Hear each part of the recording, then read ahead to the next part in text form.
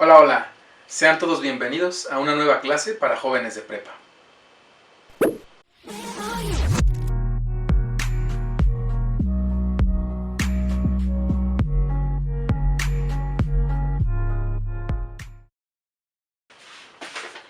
Vamos a empezar nuestra clase, pero primero vamos a orar.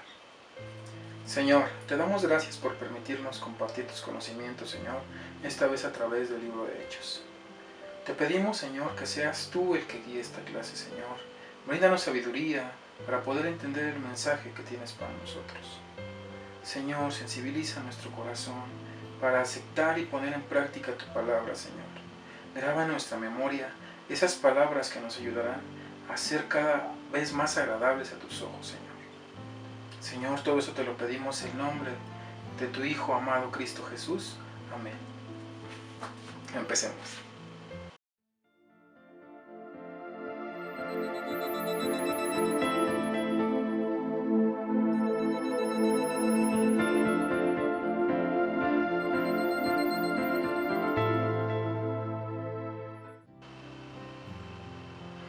Cualquier persona que tenga hijos sabe que tiene que repetirles una y otra vez las instrucciones.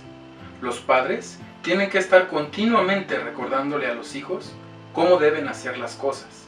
Esto para ayudarlos a madurar y prepararlos para que ellos tomen las mejores decisiones por sí mismos.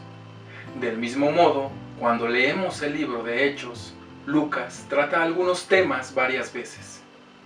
Estos temas aparecen a través de todo el libro y son importantes para entender la enseñanza de Cristo a través de Lucas. Si esperamos entender el significado del libro de los Hechos, debemos prestar especial atención a estos temas. En esta lección veremos tres temas principales que Lucas abordó varias veces a medida de que el Evangelio avanzaba en los días de la iglesia primitiva.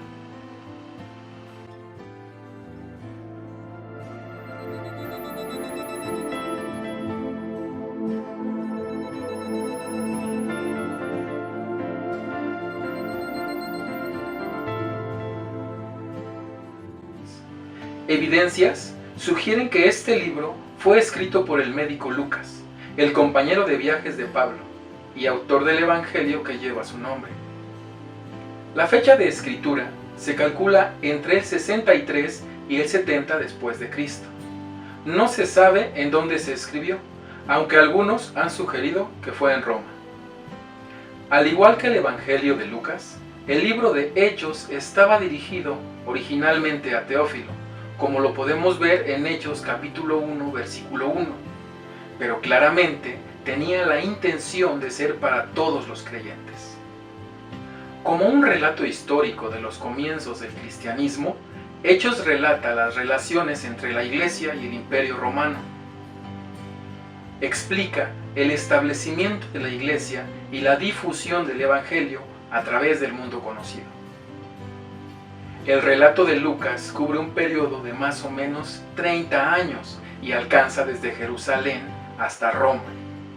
La evidencia arqueológica prueba que en cada caso Lucas usó los términos indicados para el tiempo y el lugar que sucedieron. Aunque los primeros 12 capítulos se enfocan principalmente en el apóstol Pedro, parece ser que Lucas escribió Hechos ante todo como prueba de la vida y teología de Pablo. Lucas escribió un relato histórico sobre el poder del mensaje del Evangelio. Lucas registró los hechos de la historia como una prueba confiable para la continuación de la obra de Cristo a través del Espíritu Santo. Hay tres temas principales que se presentan a través de todo el libro. Iniciamos con el Espíritu Santo.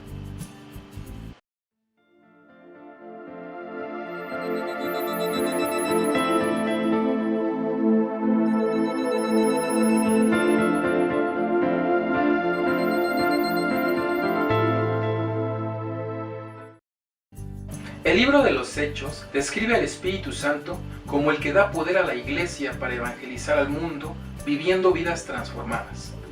Presenta registros de cómo hizo muchas señales para validar el ministerio de los apóstoles y el de otros líderes de la iglesia primitiva. da testimonio de que les dio un inmenso ánimo a los cristianos que enfrentaron oposición y persecución.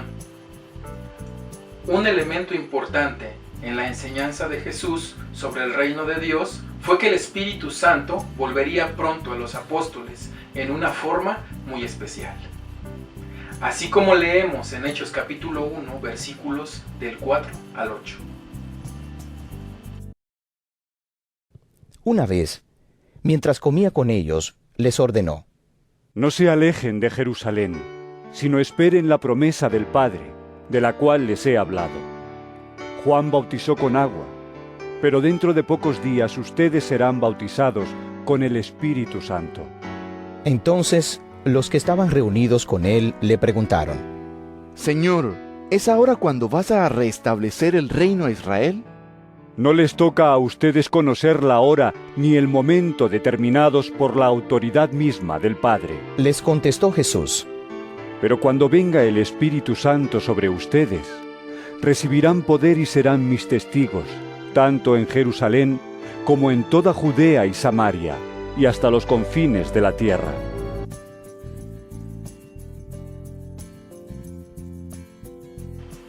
El poder del Espíritu Santo se manifestaba en formas impresionantes en las vidas de las personas.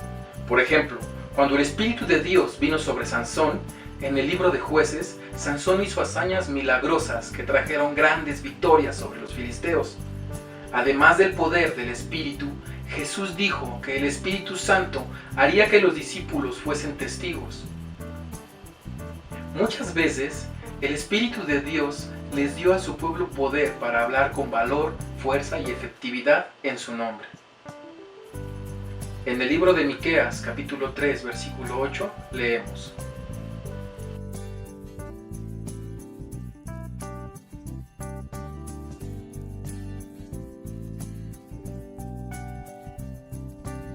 Miqueas explica que el Espíritu lo llenó de valor para que dijese la verdad, aunque significara oponerse a falsos profetas. Entonces, cuando Jesús les dijo a sus apóstoles que los bautizaría con el Espíritu Santo para darles poder como sus testigos, les estaba indicando que el Espíritu Santo obraría a través de ellos, tal como había obrado a través de otros en el Antiguo Testamento. La diferencia ahora es que el Espíritu Santo se quedaría con los apóstoles y con nosotros hasta el día de hoy. En el Antiguo Testamento iba y regresaba. El Espíritu Santo realizaría acciones de poder para comprobar la verdad del mensaje de los apóstoles y les daría palabras para que hablaran a aquellos que se les oponían. Estas manifestaciones del Espíritu aparecen una y otra vez en el libro de los Hechos. Tenemos como ejemplo la venida del Espíritu Santo en el Pentecostés. Indicaba que la iglesia había recibido también la ley de Dios en el corazón, equipando a la iglesia para un testimonio potente. Después del día del Pentecostés, la palabra de Dios se extendió a Samaria con Pedro y Juan, a Cesarea con la conversión del centurión romano Cornelio y de toda su familia, y en Éfeso, Lucas describe un derramamiento espectacular del Espíritu Santo. En resumen, Hechos describe al Espíritu Santo como aquel cuyo poder hace posible la expansión del Evangelio y del reino, y que da poder a su pueblo para que viva piadosamente. Nuestra iglesia, actualmente, al igual que la iglesia primitiva, se encuentra equipada con ese poder del Espíritu Santo que transforma vidas que sirven de testimonio para servir en la parte de la tierra que nos corresponde y cumplir con la gran obra de Dios. Cada vez que alguien viene a la fe en Cristo, los méritos de estos sucesos son aplicados a la vida de esa persona, y el Espíritu Santo viene y mora con nosotros. Sin embargo, día a día debemos asegurarnos que nosotros seamos guiados por este y no lo estemos apagando.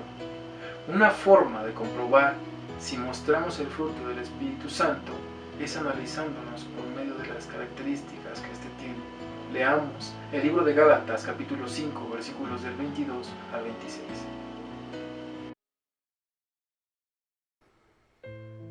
Libro de Gálatas capítulo 5 versículos del 22 al 26.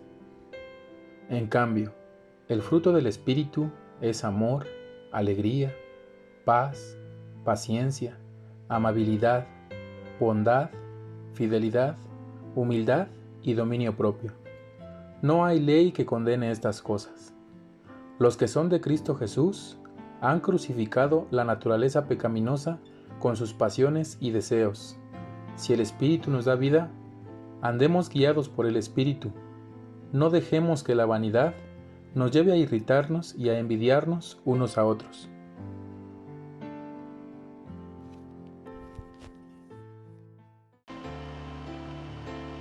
Luego de considerar el papel del Espíritu Santo, ahora seguimos con nuestro segundo tema, los apóstoles.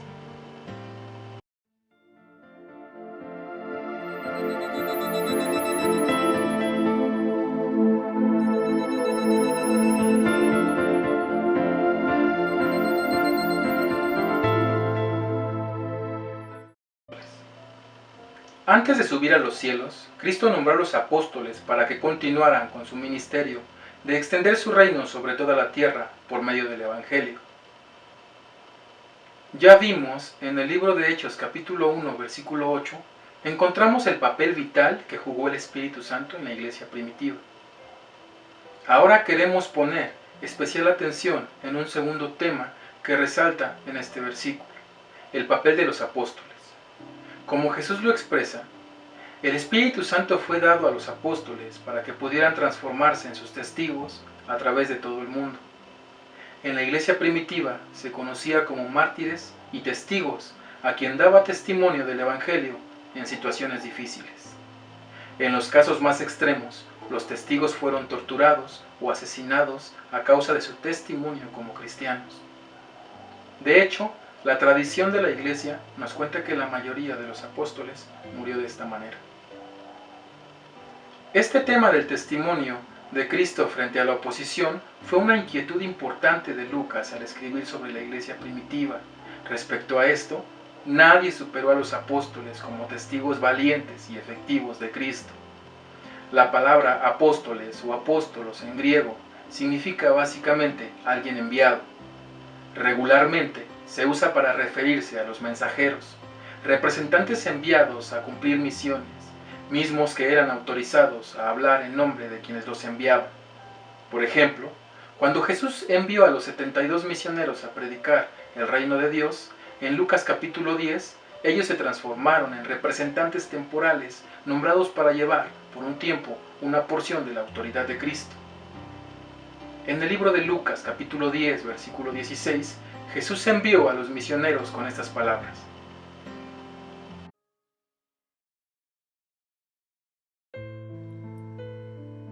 Libro de Lucas capítulo 10, versículo 16.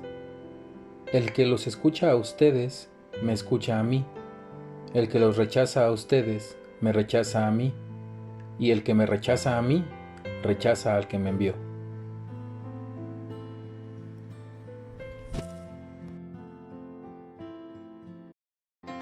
Aquí vemos que los misioneros debían ser tratados como representantes de Cristo. A quienes recibían a los misioneros se les consideraba como si hubiesen recibido a Cristo, y a quienes recibían a Cristo se les contaba como si hubieran recibido a Dios. Además de esto, escuchemos la discusión que ocurrió cuando los misioneros regresaron en el libro de Lucas, capítulo 10, versículos del 17 al 19. Libro de Lucas, capítulo 10, versículos 17 al 19. Cuando los 72 regresaron, dijeron contentos: Señor, hasta los demonios se nos someten en tu nombre. Yo veía a Satanás caer del cielo como un rayo. Respondió él: Les he dado autoridad a ustedes para pisotear serpientes y escorpiones y vencer todo el poder del enemigo. Nada les podrá hacer daño.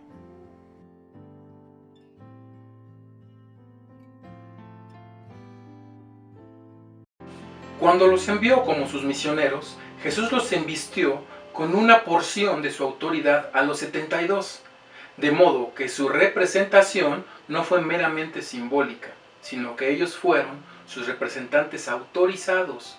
No eran maestros perfectos, pero sí llevaban consigo la autoridad para echar fuera demonios y proclamar la venida del reino.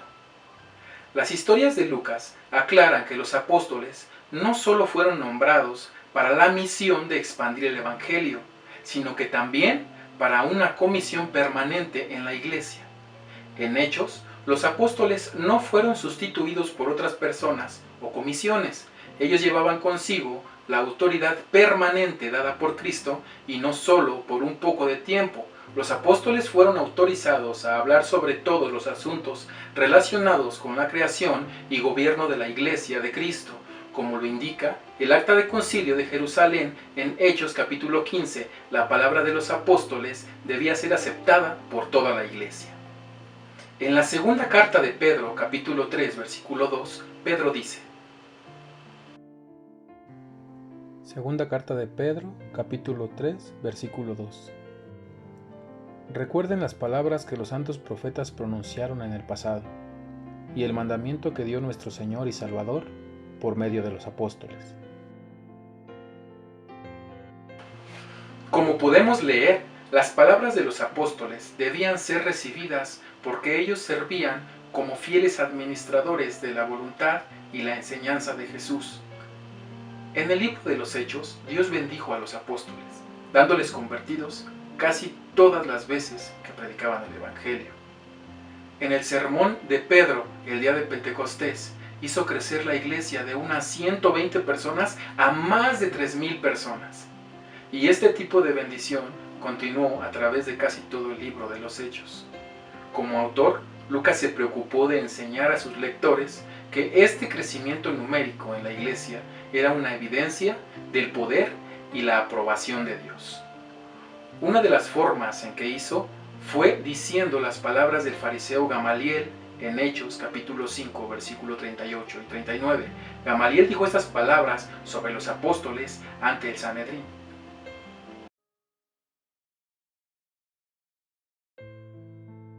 En este caso, les aconsejo que dejen a estos hombres en paz, suéltenlos. Si lo que se proponen y hacen es de origen humano, fracasará. Pero si es de Dios, no podrán destruirlos y ustedes se encontrarán luchando contra Dios. Se dejaron persuadir por Gamaliel.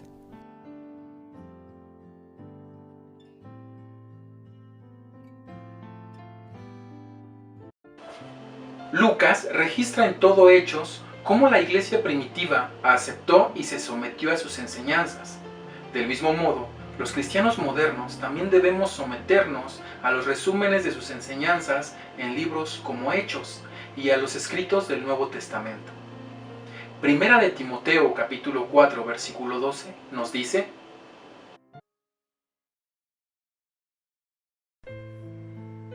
Primera de Timoteo capítulo 4 versículo 12.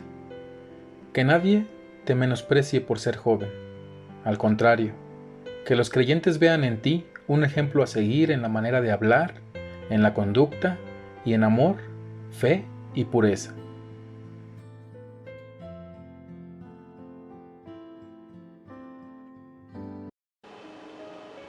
Este texto pasa a la posteridad por una razón: hacernos ver que ser joven no es una excusa para no cumplir con la gran comisión que nos ha dejado Jesús, de ir y hacer discípulos a todas las naciones. Ahora, no solo aquellos que fueron sus discípulos oficialmente fueron capacitados para aquella tarea, sino que Jesús también nos da autoridad a ti y a mí para ejercerla. Pero no olvides que tu vida debe ser algo que respalde tus palabras. Tu testimonio es la prueba viviente que necesitas para cumplir con esa tarea.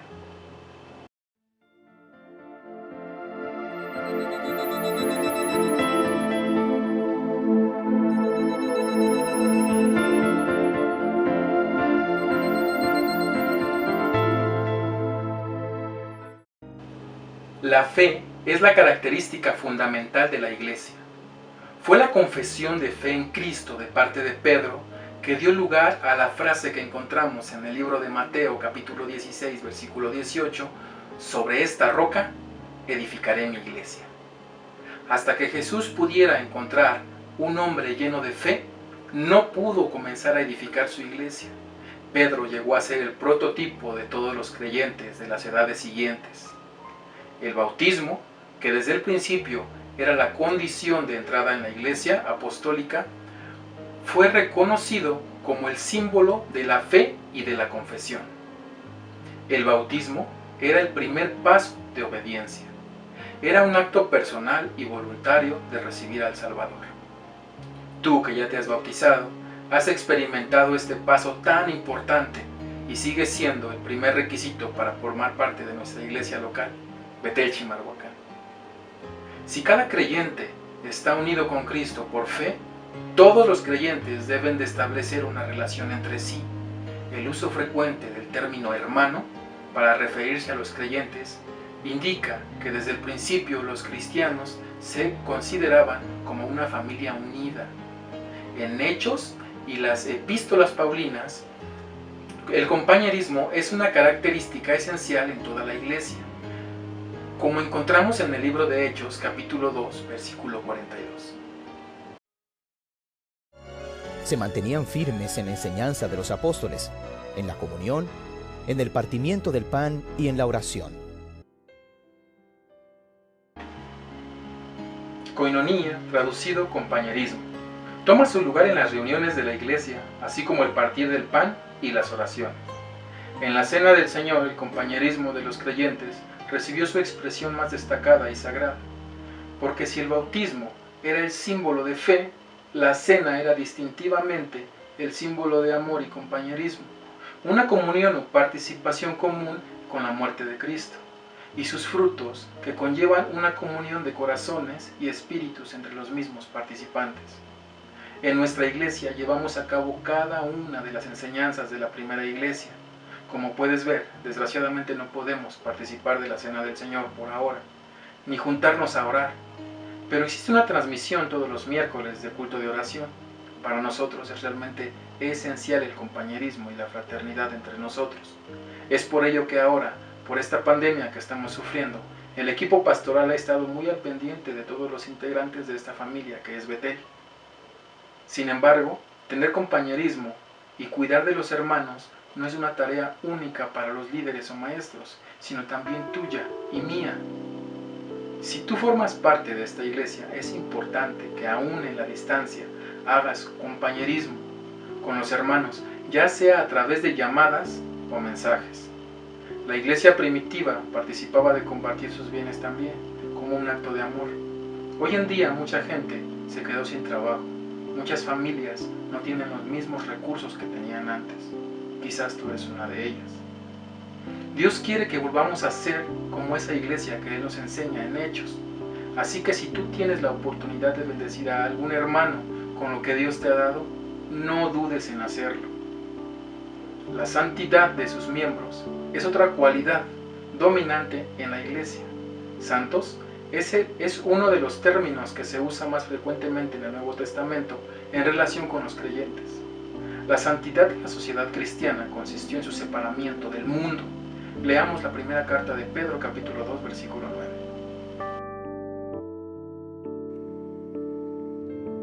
Primera carta de Pedro, capítulo 2, versículo 9. Pero ustedes son linaje escogido, real sacerdocio, nación santa, pueblo que pertenece a Dios, para que proclamen las obras maravillosas de aquel que los llamó de las tinieblas a su luz admirable.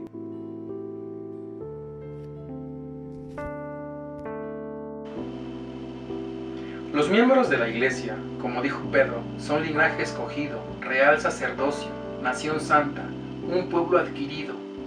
Ser santos consistía no meramente en una relación formal con Cristo, sino en un vivir ejemplar, una consagración a Dios que se expresaba en el carácter y la conducta. Es obvio que los miembros de la iglesia son llamados santos, aun cuando les faltaba mucho para una santidad ética. Nosotros, como miembros de la iglesia, también somos llamados a ser santos. Hemos sido escogidos por Dios para separarnos del mundo. Vivamos de tal manera y que tanto nuestro carácter como nuestra conducta sean una muestra de que realmente somos miembros de una iglesia. ¿De qué manera puedes ser santo?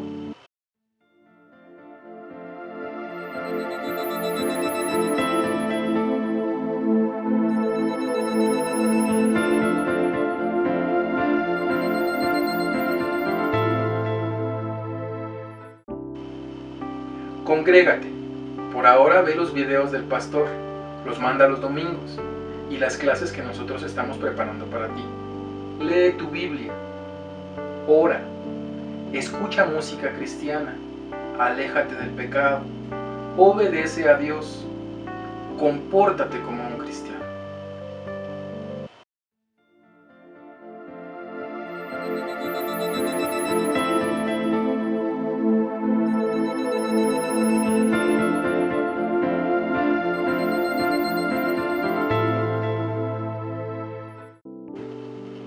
En esta lección hemos analizado 3 temas principales encontrados en todo el libro de los Hechos. Vimos al Espíritu Santo, que da poder a la iglesia para expandir el reino de Cristo. A los apóstoles, los hombres llamados a testificar la vida de Cristo.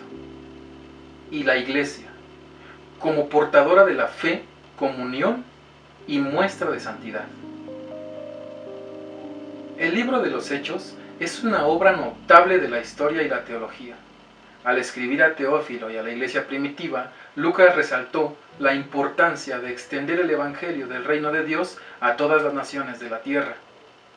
Al aplicar estas mismas lecciones a nuestras vidas actuales, también debemos consagrarnos al reino de Dios, esperando el día que Cristo volverá para consumar su reino eterno.